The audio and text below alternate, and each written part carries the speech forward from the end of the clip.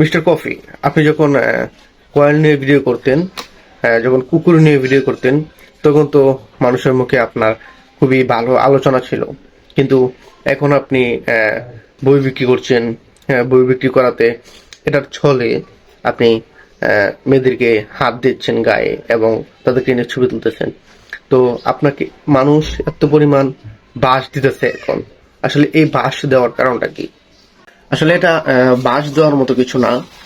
আমি আমার এতদিন পর আমার বই সেল হচ্ছে, অনেক বেশি পরিমাণ সেল হচ্ছে, সেই জন্যই ওদের চলতেছে।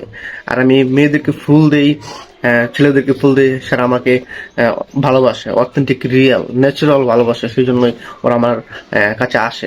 ঠিক আছে, আমি ফুল দিই, এটা তো কোনো অপরাধ না। ঠিক আছে, কারণ ওদের মূল বিষয়টা হচ্ছে ওদের চলতেছে, কারণ আমার বই বিক্রি হচ্ছে, সেই জন্যই চলতেছে। আর আমি হাত ধরি, এটা আসলে কিছু না। কিন্তু আমার তো মনে হচ্ছে যে আপনি এখানে বই বিক্রি করতে যাননি, আপনি মেয়েদের হাত ধরতে গিয়েছেন।